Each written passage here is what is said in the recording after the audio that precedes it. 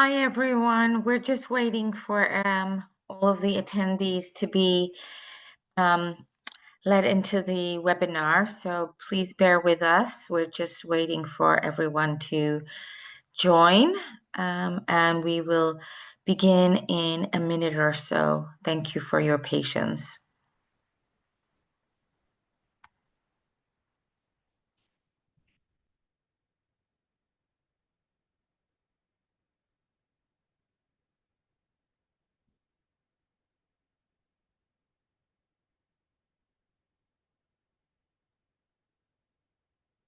Hala, I think I can start.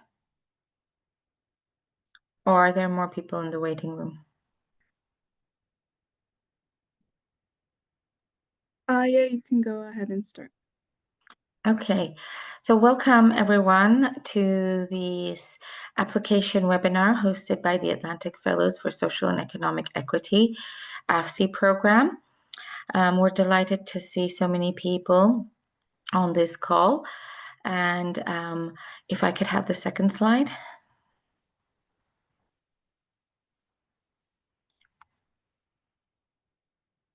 Thank you.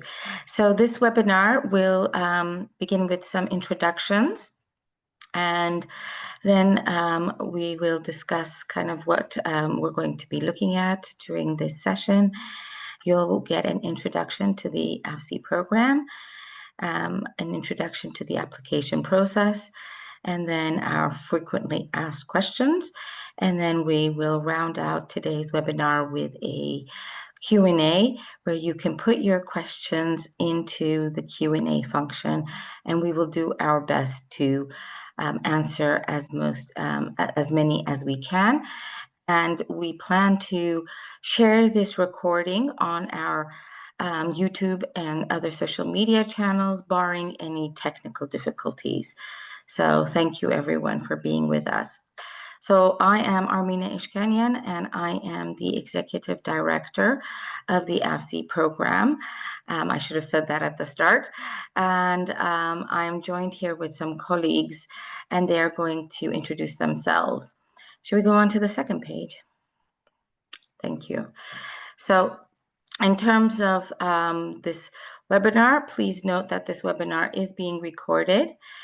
And if you are asking a question in the Q&A function, kindly put your name and where you are based or joining us from.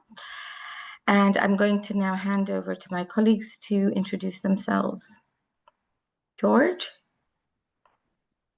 Thanks, Armine. I'm George Kunath. I'm academic lead of the AFSEE program. I'm an anthropologist and I work in the area of conflict and peace building. I'm very happy to be here. Over to Saga.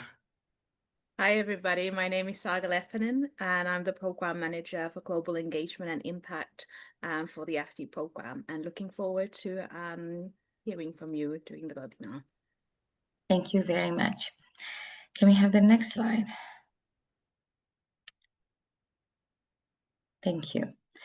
So the AFSEE program is getting ready to mark its 10th anniversary, and those of you who will join our next cohort will be part of our 10th cohort, so it's quite a big milestone for us. So we are based at the London School of Economics and at the International Inequalities Institute, and our motto is that inequality is not inevitable, and that together through collective leadership, a better, more equitable world is possible. So our program works to bring together research, education, and practice.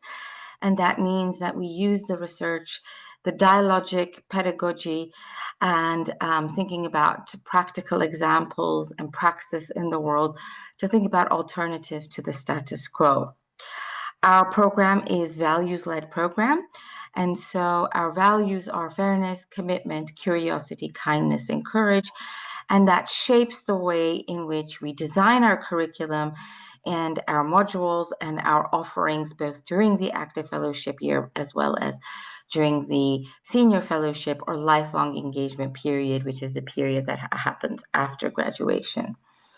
So each year we aim to select up to 18 fellows, 9 on the residential track and 9 on the non-residential track. And the residential fellows move to London and undertake the Masters in Inequalities in Social Science alongside doing the 4 modules that AFSEE hosts in September, February, and June of an academic year. And the non-residential fellows will remain in their home countries and only attend the modules alongside the residential fellows. And since last year, the non-residential fellows earn a postgraduate certificate in social and economic equity. So that is a very important achievement for us because previously non-residential fellows, that stream was not accredited. So we're very happy that now we've achieved this accreditation. Next slide, please. I'm going to hand over to George, who will talk us through AFSEE's educational vision. Thank you. Thanks, Armine. You'll find here 3 beautiful circles. And you also will find that they are interconnected. And that is AFSEE's educational vision. Armine just now mentioned how dialogue is the center of our educational program.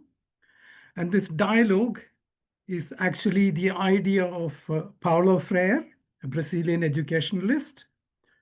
And he talked about moving away from banking system of education, where the professor, the teacher invests knowledge into students, just like we invest money into a bank.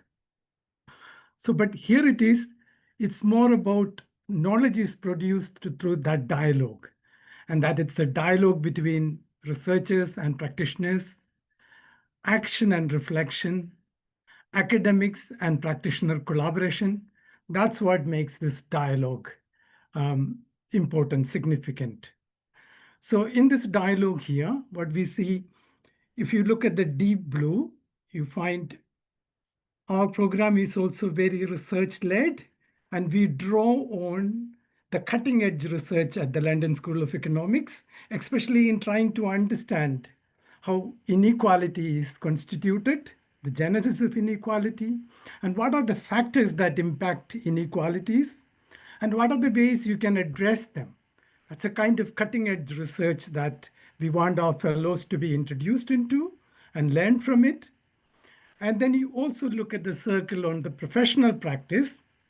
We expect our fellows to have at least 7 to 10 years of experience in social change.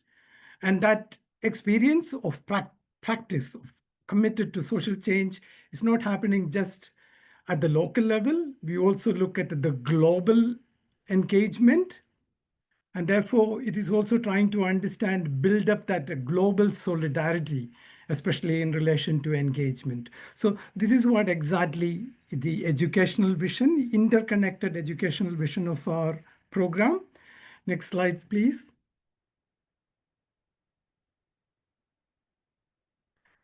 And what does our learning approach includes?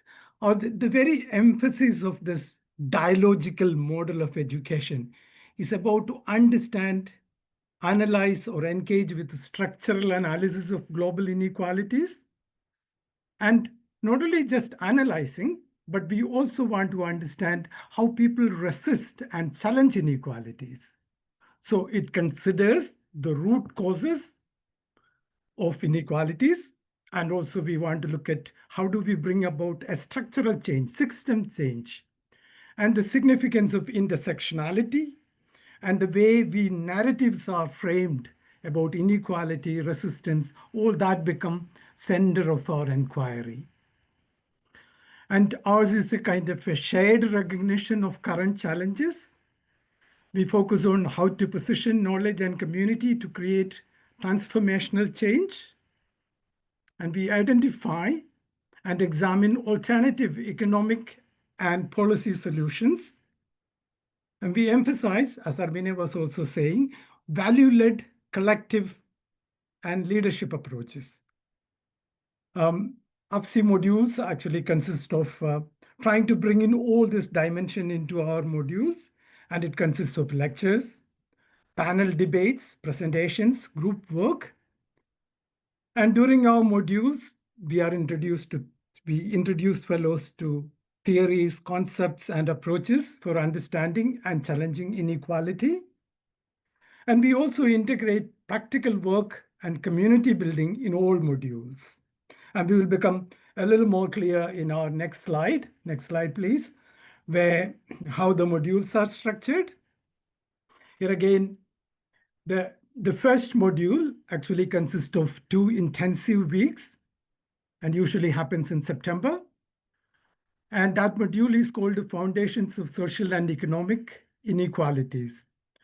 What we are trying to do in that module is trying to understand the legacies of inequalities, how they are kind of measured, inequalities at the economic level, inequalities at gender level, wealth gaps, and we also look at various other creative ways of understanding, like going deeper into art and how art can play in trying to understand inequalities and resistance. So it's a kind of a comprehensive module that goes deeper into understanding inequalities. And as I said, it also includes skill development module. So we have reflexivity, ethics. We also do action learning sets. And again, every module has a component of community building, and that's very integral to the AFSEE program. How do we have our own cohort build a strong community? And that is we have inequality walk. We also go for, we have a treasure hunt at LSE campus, trying to understand building community there, and all our meals together. All this is part of building communities. And our second module, it's called Policy for Equity. So we want to understand how policy can contribute effectively to social change. And we also want to understand whether policies themselves can reinforce inequalities. So that's a very emphasis of that module. And here again, leadership is crucial. How do you build leadership skills? And emphasis on fundraising. And part of it is also community building here. So again, that focus on 3: skill building, community, and academic is in that module 2. And in module 3, so one thing about module 2 is it's an online module. We also wanted to reduce the travel with the carbon emission and so on. With the climate concerns, we thought this is better to have it online. So that will be in February. And in June, we have module 3, which is challenging and transforming inequalities. We look at how NGOs, civil societies, and various actors are engaged in transformation and what are the structural conditions that limit, and also the kind of agency of people's own agency in bringing about changes. This is something, the very academic focus of that module. Again, there is also a component of leadership and skills, media engagement, action learning sets, reflect and reconnect. So all this is part of that. Again, community building is there, presentations together. So where you give peer learning process is very important part of that community learning. And then how do we, for example, make presentations and constructive critical engagement with the presentations is part of that. And immediately after module 3, we have module 4, that's also in June, July. And this is a theme-based module. We want to see what are the kind of current problems that we want to address. In the last 4 years, for example, we had climate justice. As for one module, we had also peace and conflict and peace building. And this year in June, we had one on democracy in crisis. So this is something we decide with the fellows, what kind of a theme-based module we can have. So that's a kind of a learning arc module. Next slide, please. So these are the four pillars, like 4 areas of focus we have. So we have academic content, we understand the measures of inequalities, we engage with public policy, we engage with theories, methodologies, and these are very crucial for us to go deeper. As part of this, we want to go deeper into research and academia, so that we have academic content is important. And then we have leadership skills, a set of, you can read that, ethics is part of that, ethical leadership. And then we have professional skills, building up, especially media training, blog post writing, how do you engage in storytelling? All that will contribute to the work of social change. And then again, as we already mentioned, we emphasize community building, and that's an essential part of our work. Next slide, please. And this is how we're going to spend the current year of fellowship. That 1 year that you are doing the current year of fellowship, either you are doing MSc in Inequalities and Social Science, or you are doing a postgraduate certificate program in social and economic inequalities. So we have module time, as we've been discussing. We have 5 weeks spent on modules. Then non-RES work will be like 2.5 months will be preparing for the writing project proposals, finding your own mentor and having discussions and so on. And then 6 months will be how you do research and write your project. So project implementation of the project will be 6 months. That's for the non-RES work period. And for residential fellows, the work period will be 6 months. The beginning first 6 months will be attend the MSc classes, and 3 months will be dedicated to dissertation and writing. This is how our academic program is structured. Over to the next slide, and over to Saga. Thank you, George. So as you can see from the slide, we're a growing global community. AFSEE currently has over 150 fellows across 9 cohorts. Our fellows are from or based in over 60 countries around the world, spanning across 6 continents. In the slide, our fellows' home countries are marked in blue. You can have a closer look at this data on our homepage, as well as the Meet Our Fellows page on our website. Next slide, please. So AFSEE Fellowship, as Amina has already mentioned, is a lifelong journey. After the AFSEE Fellowship year, fellows start their senior fellowship journeys, where they have access to a variety of funding, initiatives, and collaborative projects to support their professional development, learning and knowledge exchange, and to expand their networks. Each AFSEE fellow therefore commits to belonging to the AFSEE community on an ongoing basis, even after the AFSEE Fellowship year. Our approach to cultivating this commitment is known as lifelong engagement for senior fellows. This refers to amplifying the impact of your active fellowship over time, and this should allow you to shape, grow, and scale social change. We aim to do this by supporting your professional development requirements, providing you with access to networks, as well as the growing global Atlantic Fellows community, supporting your continuous learning through knowledge sharing and skills building, and also facilitating your knowledge exchange and impact. You can find more information about lifelong engagement on the Senior Fellowship page on our website, as well as by watching our lifelong engagement short film, which is available both on our website and on our YouTube channel. Next slide. So just going back looking at the active fellowship year, so the AFSEE program offers comprehensive support to fellows, which are outlined on the slide. All fellows will receive mentoring from the AFSEE team and experts to support their knowledge, skills, and leadership development.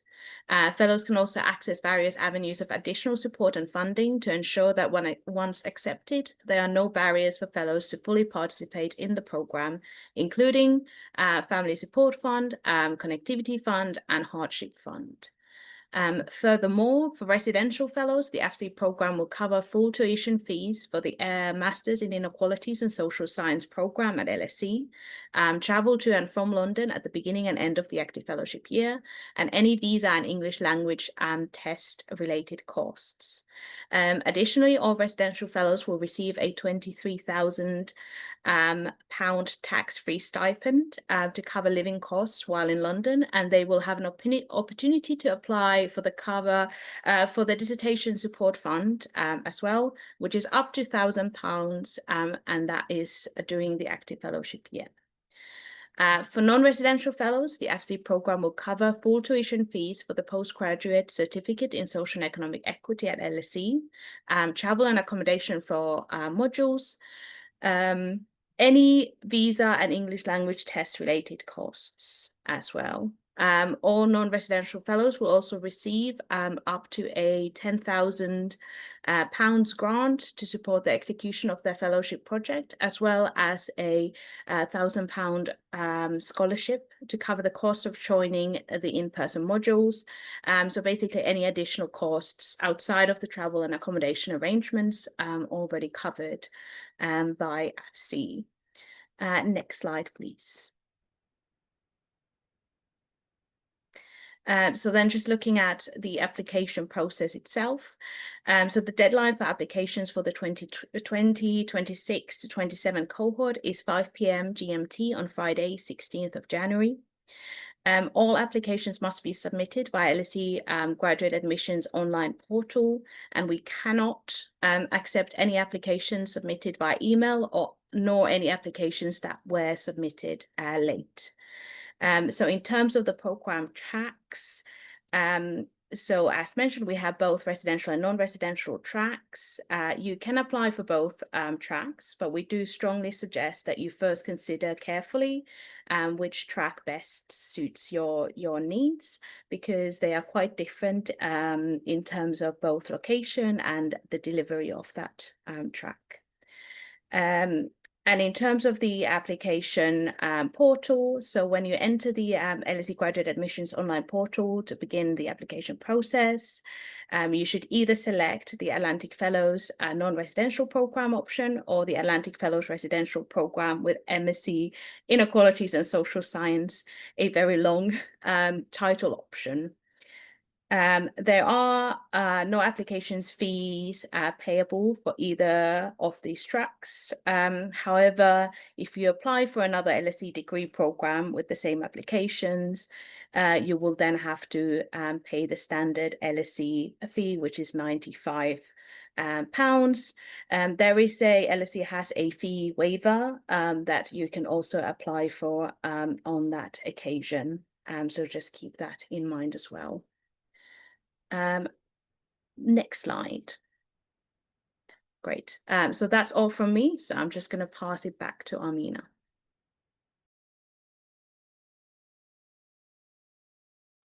Thank you, Saga.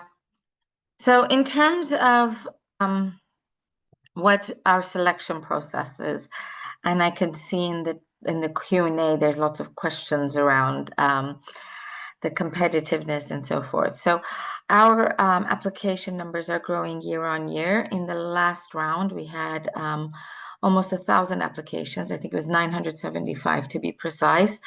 So it is very competitive for the 18 places. And we are looking for social change leaders who are committed to understanding and challenging the root causes of inequality. And as George already mentioned, we are looking for individuals who have a minimum of 7 to 10 years of experience. Now, we don't have an upper or a lower age limit, but it's important that the applicant be able to demonstrate that they have been working in whatever sector to address social and/or economic inequalities through their work.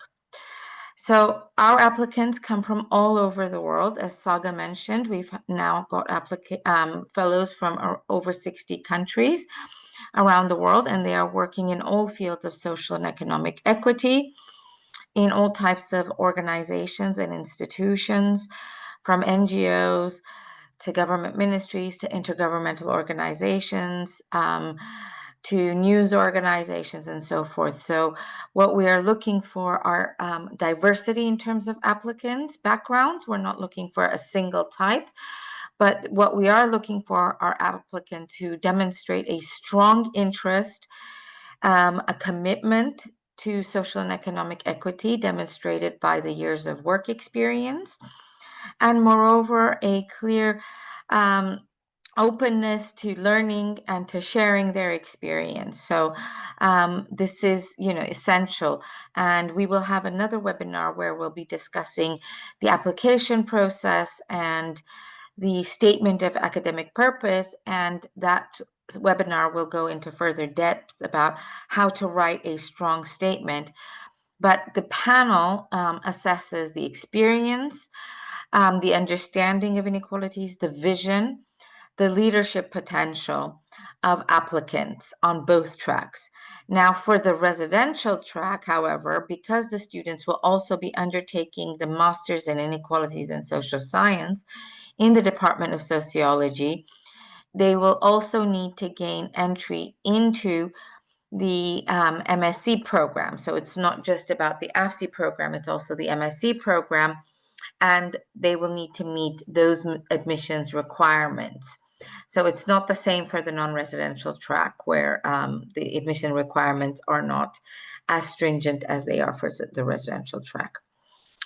So we will take questions around this, but we also have a very robust, frequently asked questions page, and I think we've put that link in the chat. We'll share it again, where we answer quite a lot of questions that applicants have. Next slide, please. So in terms of, and this is just an introduction, we'll have a full webinar on this, but what we are looking for in the application is an explanation of your track record, of your experience of working on and challenging inequalities. And we want to find out why you're keen on joining the AFSEE program and what you will bring to the program. So it's not just about how this program will benefit you, but how you will benefit from the program and what you will bring to the program as well. And I know there are many fellowships out there. So if you have obtained or taken part in other fellowship programs, it's really important in your application to explain why you think having an AFSEE fellowship alongside another fellowship that you've done in the past is important, because our aim is to widen participation rather than to grant yet another fellowship to individuals who have had many opportunities.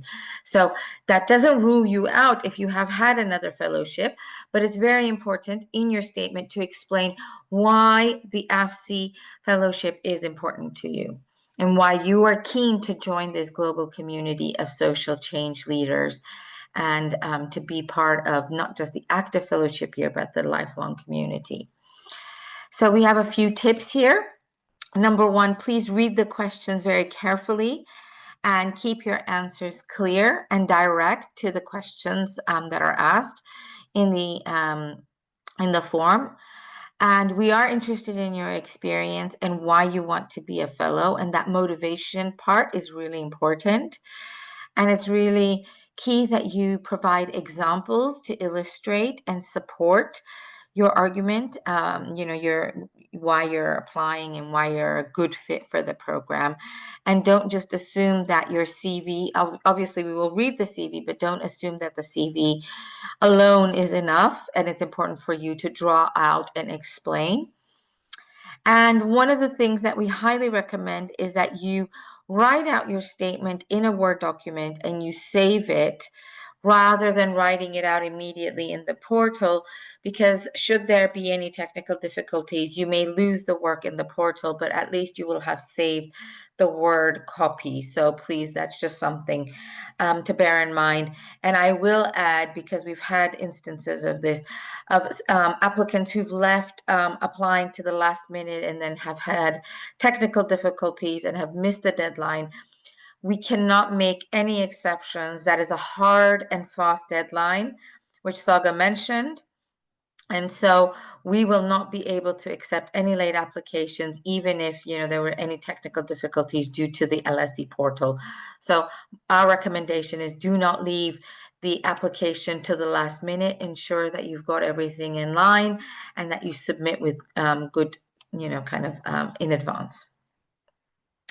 Next slide, please.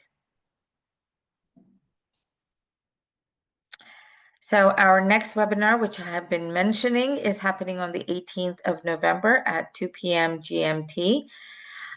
It will be George and I, alongside our colleague Sarah Honkanen, and a representative from the Graduate Admissions Office of LSE. And that webinar will be very much focused on how you write a strong application, and particularly we'll strive to answer application-oriented questions and give you some tips. So that's it on that slide. So thank you for sharing the frequently asked questions.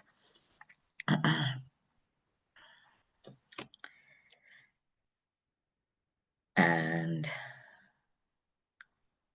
so I will go through those. Number one, does the fellowship have an age limit? No, we don't have an age limit.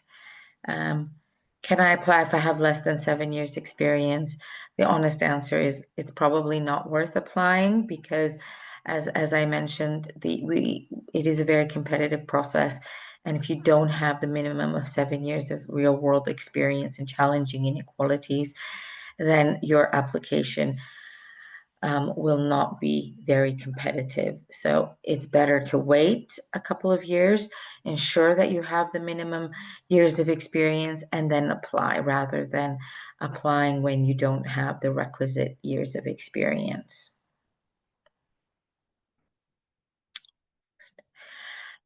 This is a question we get asked a lot. Are there any exceptions to the minimum English language requirement? And unfortunately, this is not up to AFSEE to determine. All applicants to LSE degree courses, including the postgraduate certificate, must comply with the UK visa guidance regarding minimum English language requirements, which is why we cannot make any exceptions for AFSEE applicants. So you will need to meet those requirements, and we're not unable at this call to answer very specific questions about whether your country is eligible for if we can make any kind of exceptions. But please ensure that you look online, and our second webinar will be more focused on that. Now, one of the important points, because we know that these exams are a lot of money, they're not cheap, they're expensive. So applicants are not required to sit an English language exam before they submit their application. However, successful applicants who have not met the English language requirements can only take their place in the program once they have achieved the required score on the test. The AFSEE program will reimburse the cost of any English language test taken by offer holders. Now, to be clear, offer holders are those individuals who have been accepted, who have a conditional acceptance from the AFSEE program, and who then are required to take the English language exam. So please bear that in mind. So all applicants do not need that exam. It's only the offer holders, and it's only the offer holders to whom we will reimburse. Next page, please. Okay. So colleagues, do you want to add anything to what I've said before I start taking the Q&A? No? Okay, thank you. Oh my goodness, 91 questions. 92, okay. So we can only begin from the beginning. Okay. So a question from Jochen about can knowledge from edge of science like arts being supported? So one of the key things is that we are interested in people who are working on social and economic inequalities in different spheres and in different sectors.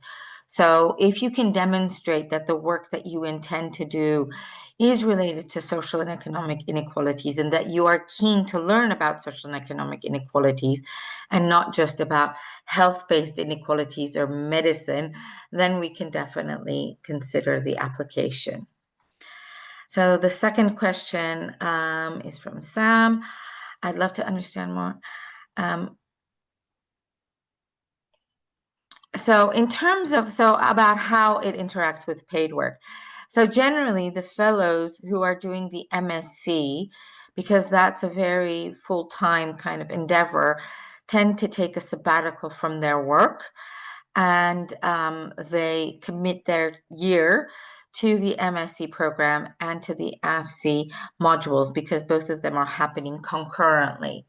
Now for the non-residential fellows, they can and very often do continue with their paid work, and then take time off from their paid work to attend the modules.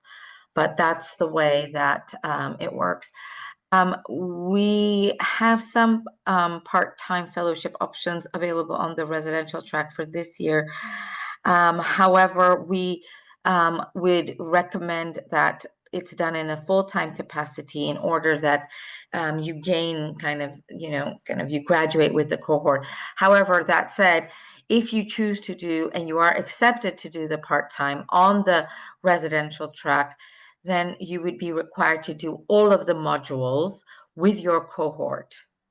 The only thing you could do part-time would be the MSc courses. So the next question is from Mahmouda.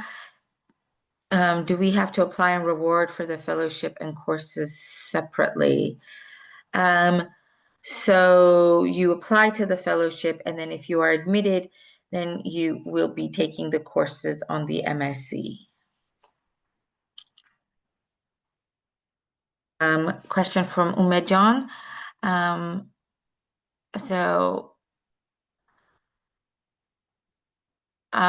I think, Umejan, because of the work that you're doing, it would be important for us to understand, if you're already a faculty member, why you are interested in doing the fellowship. And you would have to attend the module. So I think that's something to be discussed. Can I just say, if there's very, very specific questions that are about individual circumstances, that you might want to put those in an email to us, because sometimes it's difficult to answer questions that are very individualized. So here's a question that relates to many people. It says in the email from October 17th, it said you need to upload your transcripts or documents stating that you do not hold an undergraduate degree. So to clarify, this is a really good question. For the residential track, you absolutely need an undergraduate degree and you need to upload your transcripts. However, for the non-residential track, you do not need a prior undergraduate degree. So that's where we say, if you are applying to the undergrad, if you are applying for the non-residential track, and you don't possess an undergraduate degree, then please upload a document stating that you do not hold an undergraduate degree, and the selector will see that in your file. Thank you. Question from Rana. For applicants who have previously engaged with the application process, what specific evidence of growth or deepened impact? That's a challenging question. I think it's really, what have you done since you applied, right? What can you tell us about your growth? I don't think we can speculate on that ourselves. Next question, do you start pre-selecting candidates and now or only after the deadline? No, we are not like other degree programs. We do not start pre-selection. We wait until the deadline, and then we start selecting only after all of the applications have been received. So generally, you will not be getting notified of outcomes ahead of the deadline. Next question, how do you define real-world experience in challenging inequality? I think that's a good question. You define it by, have you worked in an organization, in an institution, in a NGO, in a movement that is addressing inequalities? Or if you are working in the private sector, how is your work challenging inequalities? That's real world experience. So it's not just about theoretical understanding of addressing or challenging inequalities. Next question. How best can successful background and high-level formal partnerships or local problems? Okay, I think this individual is asking very specific questions around the application. It's about explaining in your application, Rana, very clearly the work that you have done and why you think that demonstrates a clear commitment.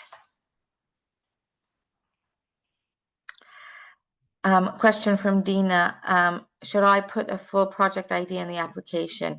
Yes, for those applying to the non-residential track, we strongly encourage you to put your full project idea. Obviously, we anticipate that, things may evolve over time, and no one is going to say, well, in your application you wrote and you must do that project. But we would like to see your thinking and your concept of what is it that you would like to work on should you be selected for the fellowship. So the next question is, the fellowship application is a drop down for other degrees like the Master of Laws. Does that degree qualify for the fellowship as well, or does it have to be the MSc Inequalities in Social Science? You can apply for other degrees, but those won't qualify, and AFSEE will not be covering your tuition. If you apply to another MSc program, you will have to pay, number one, the application fee. So for the AFSEE program, you don't pay an application fee. That application fee is waived. But if you apply for, let's say, the Master of Laws, you will have to pay the application fee. And if you are not interested in studying for the MSc Inequalities in Social Science, that's fine.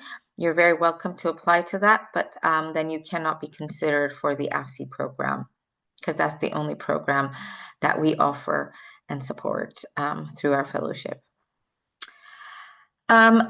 Next question is, can someone with a master's degree or a PhD apply? Yes, but in your application, it will be very important for you to explain why is it that you would want to earn another or study for another master's or a PhD, because as I mentioned, we are very much committed to widening participation and supporting individuals who have not had many opportunities. So if you have had a master's degree or a PhD, particularly in a global North university, it's really important in your application to explain why you think this degree is of interest and importance to you. Next question is, does the fellowship prioritize technical expertise, or is extensive experience in project management within the context of addressing inequalities also considered a strong fit? So I think the important thing is to explain the type and level of work that you have done, and to demonstrate particularly any leadership roles that you have taken in addressing social and economic inequalities. So these are very important elements to the application that are worth describing in detail and explaining. Colleagues, if I'm leaving anything out, please do chip in. Next question. Okay, this is a question, it's a follow-up question. Does real-world experience have worked in civil society or NGOs? No, you don't only have to have worked in NGOs or civil society. We have individuals who have worked in educational institutions, in intergovernmental organizations, in government ministries, in news outlets, and so forth, including in in prisons. And so if you can make a case that your experience has focused on social and economic inequalities, you do not have to demonstrate that you have only worked on or in civil society or NGOs. Next question is, what kind of project are you looking for in the non-residential track? That's a good question. I'm going to hand that one actually to George. You can have any project, anything that kind of addresses inequalities.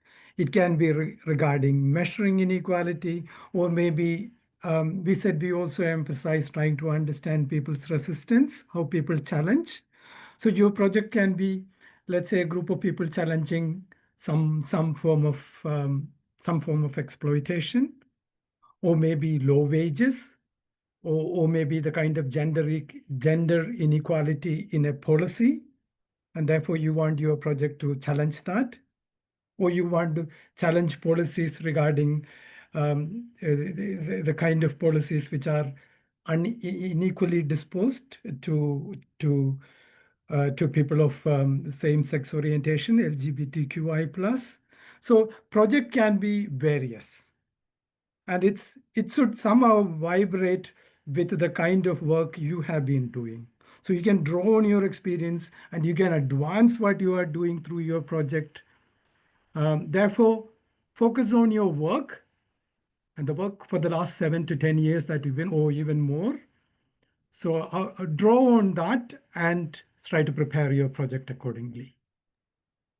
Can I just come in to add that if you go to our website and to the frequently asked questions page, there's a questions about the project, and in that we provide some useful links to where you can see what kind of project previous fellows have done, and also to a short film that we did with our fellows highlighting the projects that they did. So if you kind of want to get a general sense of the type of projects or the kind of range of projects, I think those two things might be useful for that. Thank you, Saga. Thank you, George. George, could you also answer the next one, which is about the £10,000 for the non-residential fellows project, and clarify that question? So this £10,000 for non-residential fellows, this is for the implementation of the project. That means you do research. So the expenses would involve, for example, when you are doing field work for you in relation to your project. You are spending time for a month, maybe in some place where you are doing research. So it can, during that period of research, it can also pay for your subsistence and your travel. And it can also pay for some interviews that you conduct. And therefore, you want to somehow reward the person for the time that person has spent in terms of helping you with your research through interviews and so on. So that's that's where you can use this money. You can also use this money for instance, when you are you need stationery items for printing your research proposal, or you want to. So in relation to, for example, bringing out your research output. So that's again another place where you could use this. You could use this money. Saga, anything more you would want to add on this? Okay, thank you, George. The next question is how long the residential fellows are expected to live in London. Generally, it's from September, so that's the start of the academic year, the beginning of September, until early July, because we tend to have our final module and sometimes it goes into July. And then thereafter, fellows, some choose to return to their home countries where they write their MSc dissertations. Next question is, so the question is, how does the program support fellows who are developing frameworks or methodologies, not just projects, that aim to shift how we understand and practice equity across systems globally? So those can be projects as well. Now, we are calling them projects, but your project can be around developing a framework or a methodology. So that's not I can. mutually exclusive. Yes, Yeah. George. Okay. Many fellows prepare their project around preparing toolkits, and toolkits are basically a form of methodology to address some inequalities. So therefore, there is always scope for, and we also look forward to, if you are really kind of want to bring out some cutting edge methodological paradigm, we look forward to it, and that will be considered. Yeah. Okay. Next question is,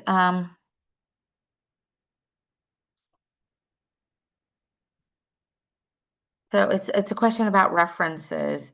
So if you are applying for a PhD program and the AFSEE program, I'm not sure whether in one application you can have references that are so vastly different. I think that's probably a question we can save for the next time, where we have the graduate admissions colleague. I've answered the next question about English language waivers. Your question has been answered, please. It was answered during the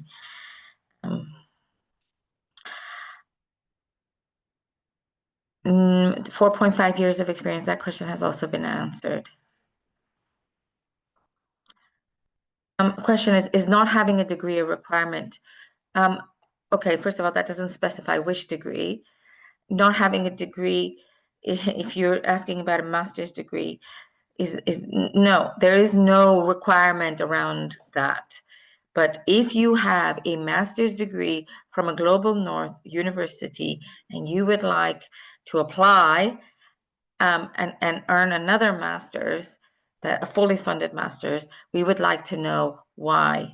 And that same goes for a PhD. So it's incumbent upon the applicants to explain to the selection committee of why they would like to apply for a second or a master's or something additional to a PhD.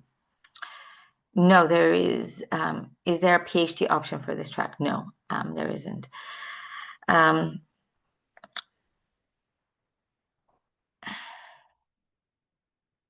Okay. No, we don't accept any applications for those who are currently enrolled in PhD programs. That's a very strict requirement because we know how rigorous a PhD program is, and so we don't accept any applications from current PhD candidates. Can I add that is unless they finish before the active fellowship year starts in September. And that is the same requirement for also in terms of generally, if you're currently studying for any degree program, if you will graduate before September, then that is fine. But if you will still be a student at that point, then we can't accept you. Thank you. A question from Policy for Equity. How do fellows working in community-led programs connect their field experience to high-level policy discussions and research during this module? So our community, our cohort of fellows is often of people working in different levels of policy. So we are always trying to connect people and to make the work relevant to people, not just in one category, but in different categories of work and backgrounds. So it's, we try to do that through our pedagogy.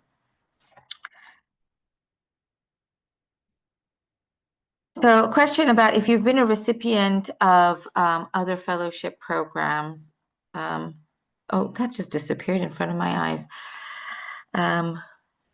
Sorry, I just answered that okay. over the chat box. All right, thank you. Thank yeah. you, Hala. I was like, whoo, okay, that disappeared.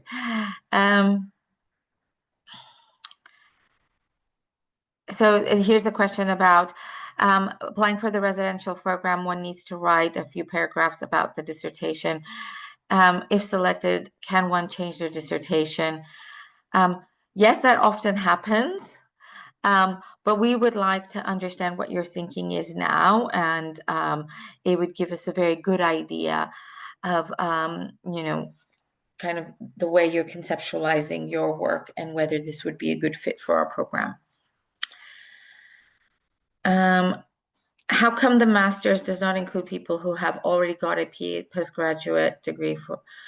I didn't say it doesn't include that. It does include that, and we have had people with degrees. But what I'm saying is that if you already possess a master's and you have gained that master's or postgraduate degree from a Global North university, it's important for you to explain why you would like to have an opportunity to get another degree that is fully funded, because we are trying to widen participation. Of the 19 accepted, what is the typical mix between non-residential and residential?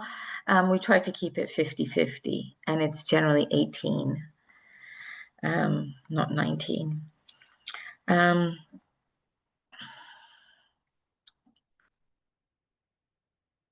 Okay, this is a very specific question, which for ABLA, if your field is social science and economics, and you have a degree, and you want to do the MSc, the residential track, then you can consider applying for that.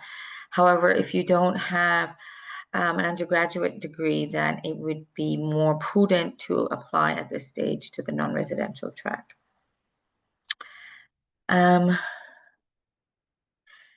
Okay, given 7 years is a key qualifier, getting academic references is a little difficult. Do professional references reinforcing an academic aptitude work, or does it affect the possibility of making the cut? Generally, if you are applying for the residential program, we are keen to have at least one academic reference. Colleagues, do you want to add to that? No. I think, yeah. Okay.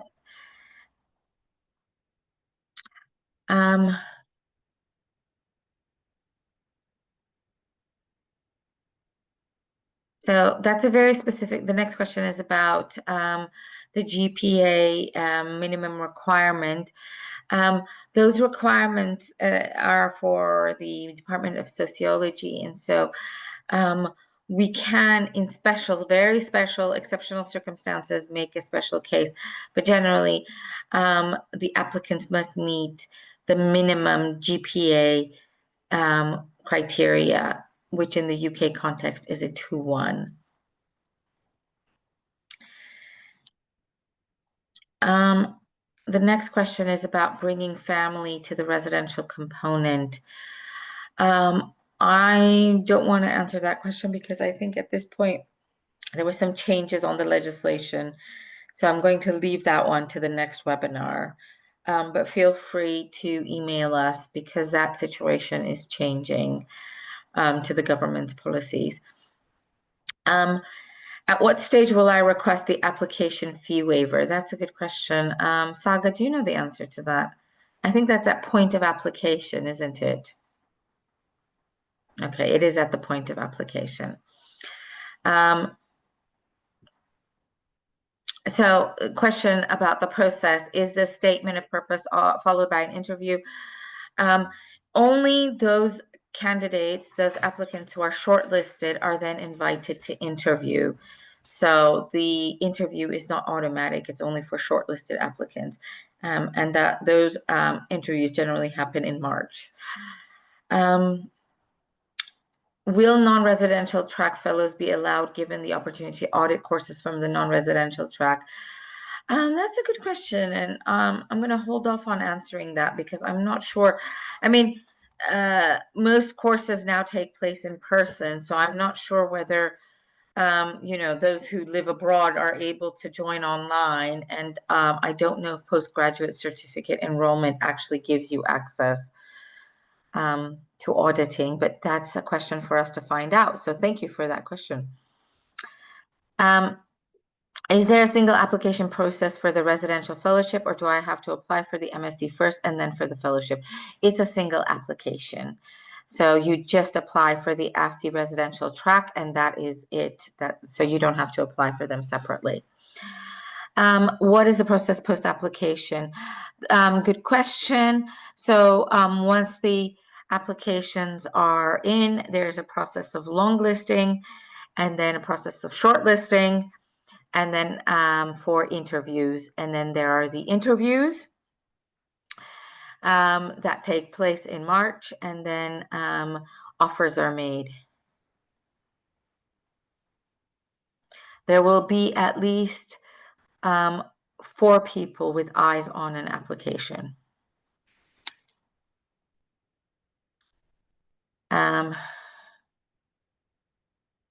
Question, you have applied, is there a hidden criteria to the application?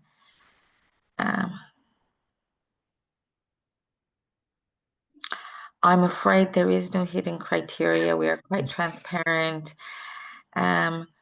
And so I think we've tried to be quite explicit about what we're looking for, and I'm sorry, but that you have not been successful in your past applications.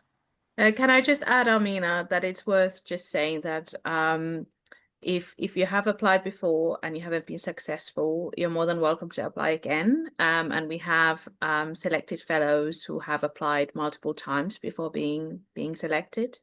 However, it's important that you actually improve your application between your applications. So if you apply with the exact same application as you did before, you're unlikely to be successful.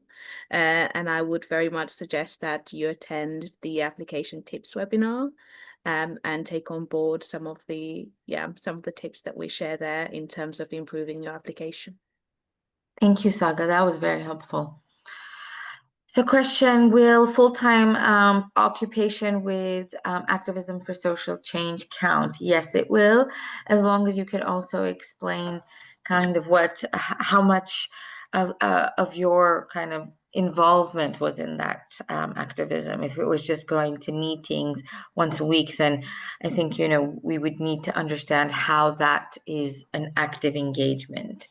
So it's really about you explaining that. Next question. I just want to, and also explaining your activism and also your ability to, I think one criteria that we really emphasize is reflexivity, your ability to critically reflect on your experience and then what changes you have brought about or how your work has moved forward. So all that is part of this critical awareness of your work and your experience. That is reflexivity. I think that's an important criterion that we follow. Thank you, George. Here's a question, and Hala or Saga, maybe you can help with this. Will there be an opportunity to connect with past fellows from both tracks in any of the sessions? So they won't be in any of these sessions, not today's or on the 18th, but we have senior fellows who are acting as ambassadors. And do you want to say anything, Saga or Hala, about that? I think Hala might be best. Okay, great. Hala? Yes, I put it in the chat, but I'll send it again. We're having 4 Q&A sessions with our current ambassadors, and the link I'll share will have the information to register for those sessions, as well as information on how to get in touch with them through the ambassador inbox. Thank you. So question, is time doing a PhD considered in the time of experience? I would probably kind of look at that slightly case by case basis. Depends on what your research is focused on and what type of research you're doing.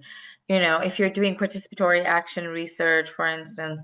So I'm not going to give a blanket answer to that question. I've already answered that question about minimum GPA for the non-residential track.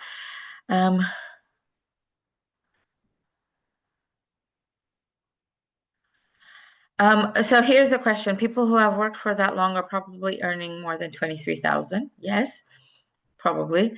Will they be able to supplement their income without compromising their participation? Well, there are, limitations placed on full-time students that they cannot work for more than 20 hours.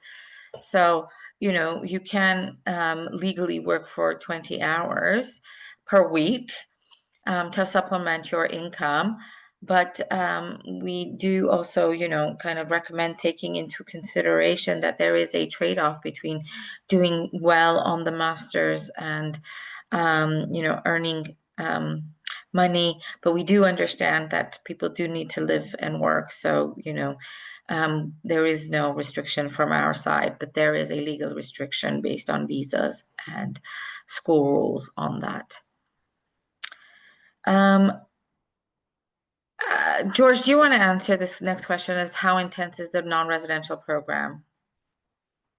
In a non-residential program, we understand that you are based in your own place and then you have your own work there. So therefore, in terms of intensity and the kind of the involvement that we expect is different from residential tracks. But then we expect that you attend all the modules here. That's we spoke about 4 modules. And then between modules, there are intermodular webinars that is basically on topics of research methods, on blog post writing and various other things, participatory research. So we expect also the non-residential fellows to attend those webinars because attendance is compulsory. And of course, when you begin to write your project proposal, you will have to put in your independent project, you will have to put in more efforts.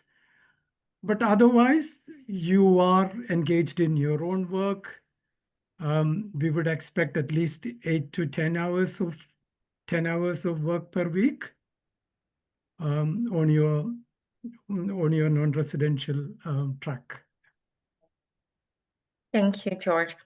Okay, I'm going to try to go very quickly because we've got 20 minutes and 90 questions.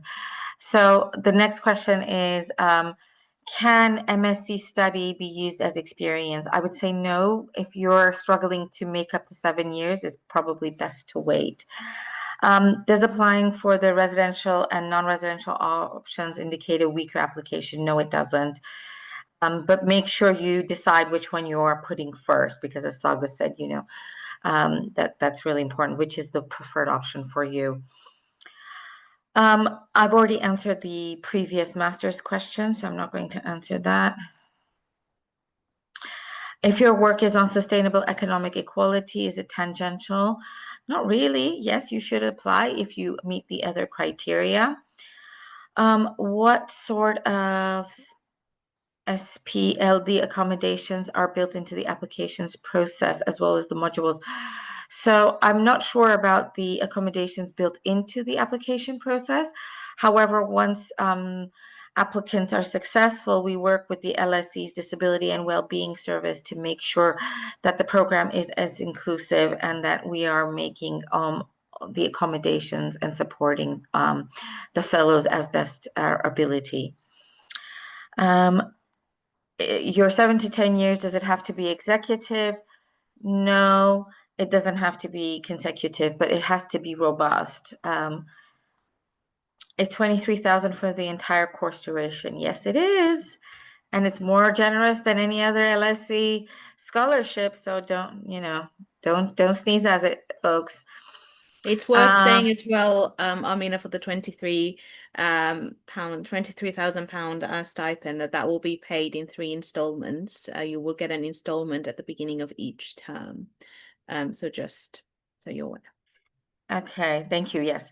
Would having a master's degree affect the application for the non-residential fellowship? No. Would it negatively affect it or positively? We would look at it in context. I have addressed the question about the BA22. I'm not going to answer the English language question. Do you have fellows from Liberia? If you looked on our website, you would see not yet. So that is not a country that we have had fellows from. Yes, you can apply.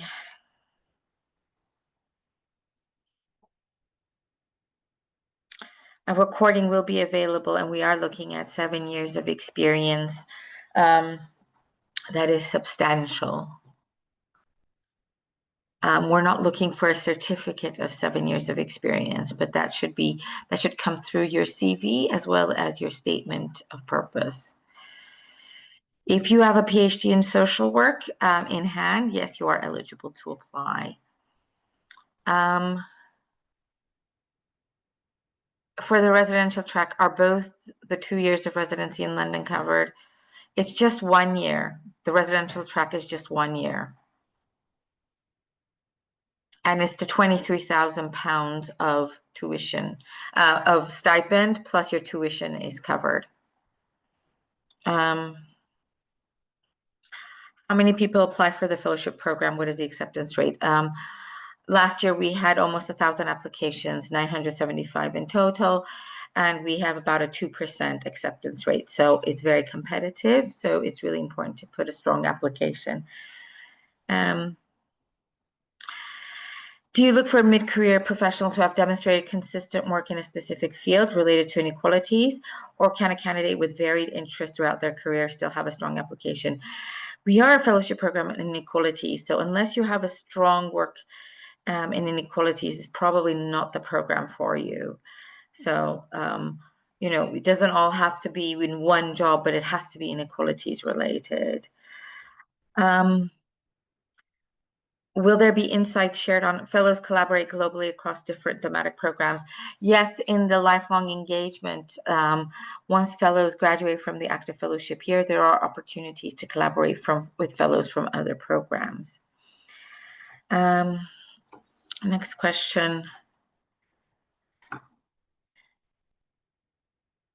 I've answered the one about having other degrees.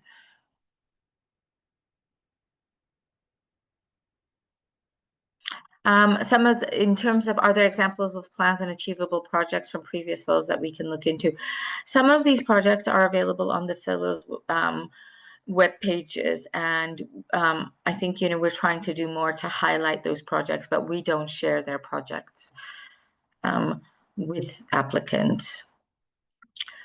What kind of accommodation are given for fellows in the non-residential track during the 4 weeks in London? We provide accommodation at a hotel very close to the LSE campus. How does the Atlantic community continue to engage alumni advancing? So we have a very robust lifelong engagement set of activities. I don't have time to really get into that, but we have videos, and there's also a lot of information on our website about how we continue to work with our fellows. So if you look at our website and our channels, you'll see a lot of information there.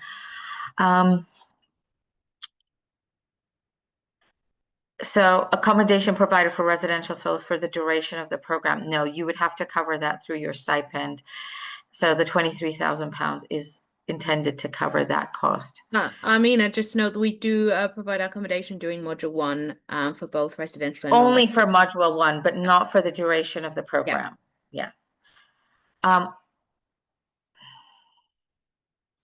For the non-residential fellowship, could it be types of projects, social injustice story, a research, a video documentary? Yes, any of those.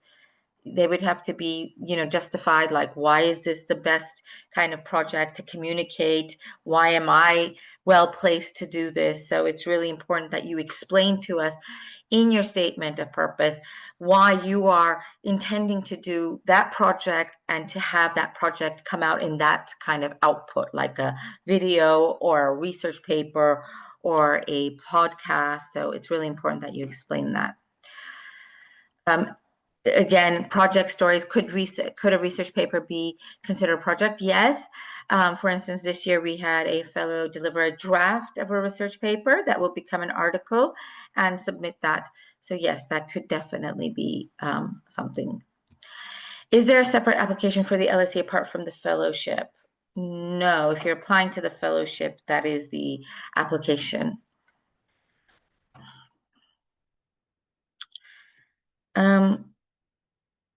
Okay. I'm not going to answer the English language one because I've answered that.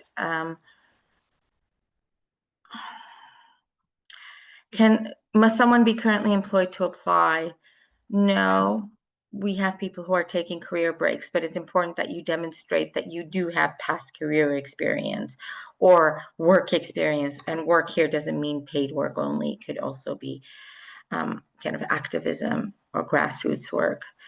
Yes, you can apply for the residential and non-residential track at the same time.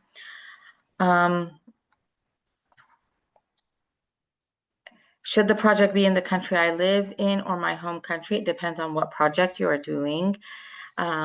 We don't say it has to be in one country specifically. It has to be relevant, and you explain that.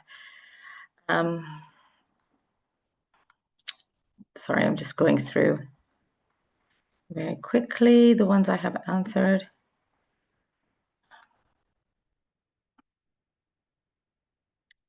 Sorry, it's like jumping.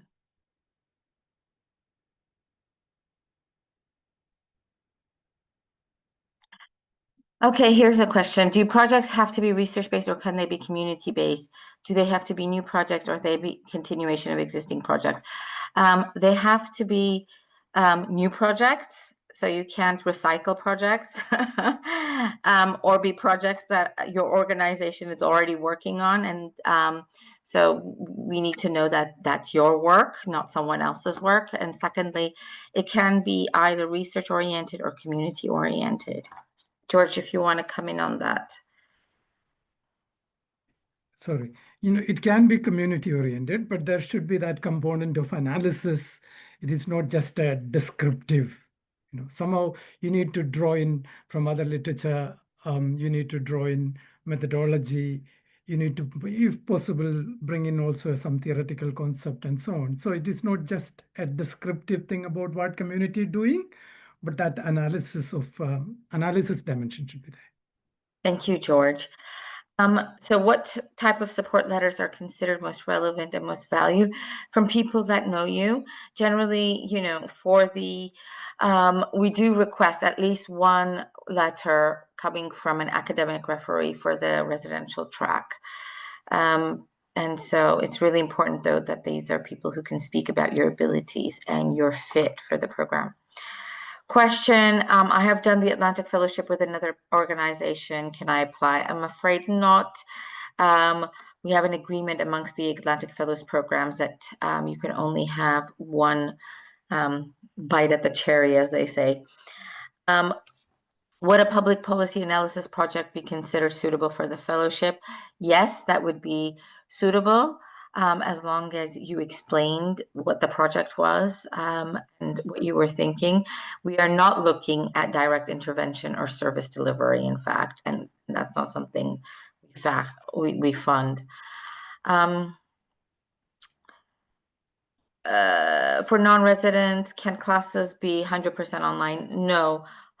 Residential fellows must be in person, and also we have 3 modules that are in person, and in-person attendance is required.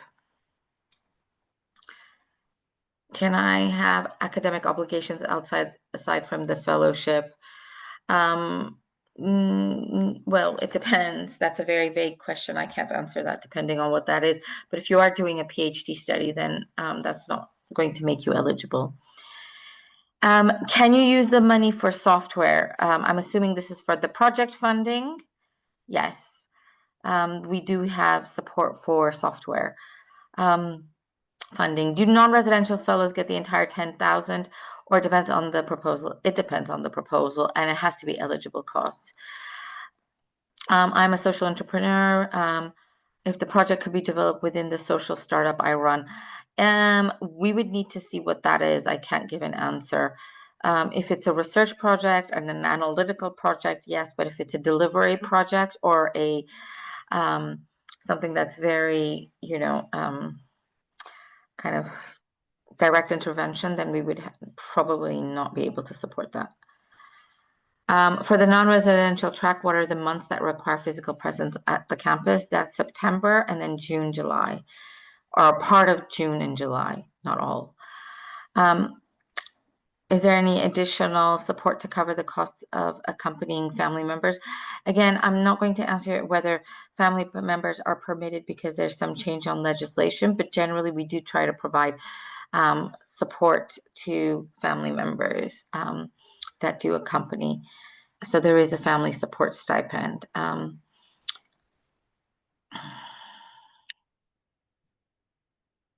There's a very specific question that I think is better left to be emailed.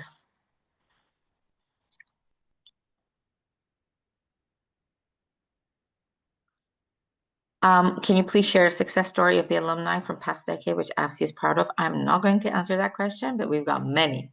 And you can look on our website to see all of the amazing fellows, and our annual report will be published soon, and you could read about all of the wonderful fellows there.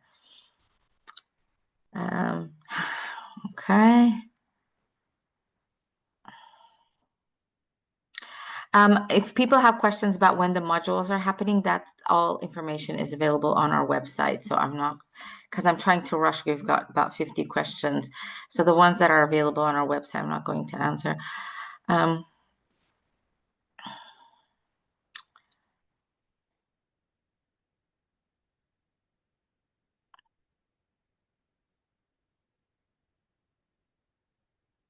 No, we don't provide feedback on previous applications that failed, because we do receive so many applications that we unfortunately cannot provide feedback.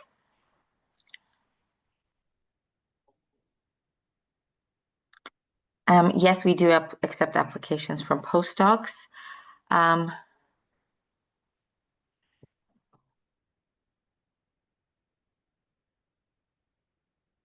You can apply as an independent practitioner. You don't need to be affiliated with any organization. Can outputs from the fellowship be used or contribute towards a doctorate for published work? Generally not. I don't think so. I think that the doctorates are very specific. Whether public...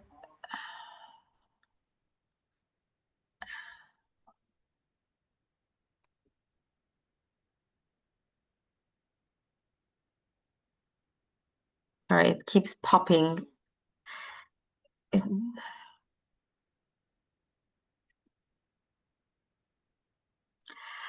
So to the person who keeps asking the question that it's difficult to find references, if you are applying to the residential track, we strongly recommend that you do try to get at least one academic reference, please.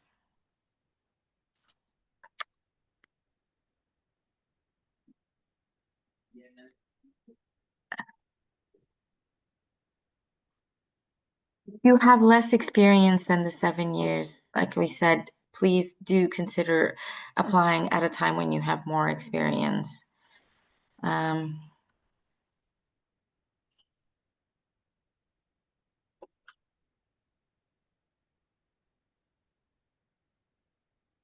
Now, here's a question that applies to many. Is there a specific thematic focus within the broader social and economic inequalities for 2026, 2027? That's a really good question.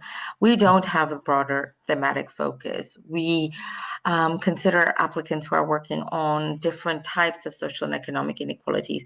We do try to curate a cohort that has applicants who are working on different types, because we feel that that brings together people into fruitful dialogue. So there isn't one theme that we are trying to recruit around.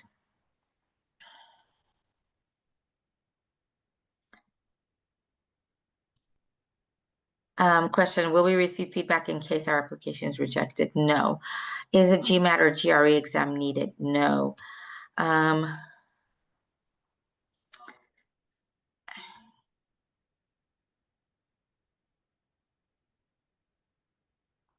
If you missed the vital sessions at the beginning, I urge you to watch the video. I'm not going to repeat what we said. Here's a question. If not selected, can I still apply for the program and pay tuition fees? I'm afraid not. That is not an option.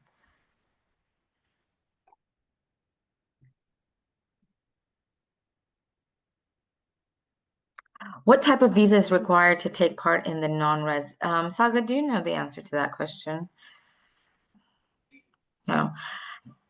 Okay, we'll get to that question. I think it's a student visa, but I don't want to kind of go on the record with that. So we'll answer that in the next webinar. Question. Yes, Liberia is a country that is included, and we accept applications from every country in the world.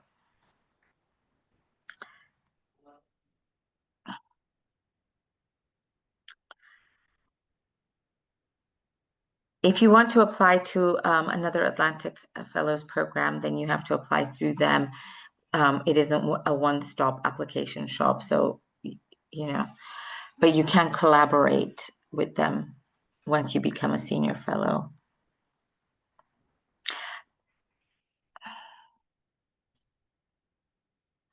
May I join both the residential and non-residential program with 2 different projects? No, it's one bite at the cherry, as they say. You can only choose one.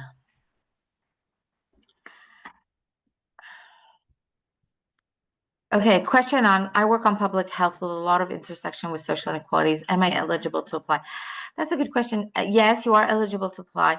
However, we also have several other health programs in our community. You may want to consider whether you would be a better fit for the Atlantic Fellows for Health Equity. But if you can make a case about why your project fits better with the AFSEE program than the AFHE program, then we are willing to consider an application. But we do, in our network, have programs that are very health focused. So you might want to take a look at that. Do I need to submit a budget for the implementation of the project? No, not at this stage. The budget will come later.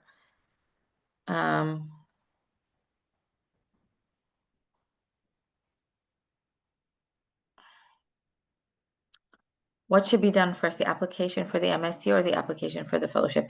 So that is one application. It's not either or, it's a single application. Can I just come in and clarify that if you would like to apply to become a residential fellow and take part in the MSc program at the same time, you should make sure that you select the specific option of Atlantic Fellows residential program with MSc in Inequalities and Social Science, rather than just applying for the MSc in Inequalities and Social Science. So as long as you do that, you apply for both. Okay, thank you. We are now 1 minute away from time. I realize that there are still some questions, but I think most of those questions had been answered either in an earlier part of this webinar or during the Q&A. And if you still have individual circumstance questions, please do write to us on email, and we will do our best to respond to your queries. Thank you again to everyone, to my colleagues who organized this, to George, Saga, Hala, Emma, for organizing this, Sara, and being on this call. To all of the potential applicants who are interested in applying, thank you for taking the time to attend. If we haven't answered your questions, please do send us an email with those questions. And also, please remember, we will have a second webinar on the application process on the 18th of November at 2 p.m. GMT, and registration is required. This recording, barring any technical difficulties, will be shared on our channels.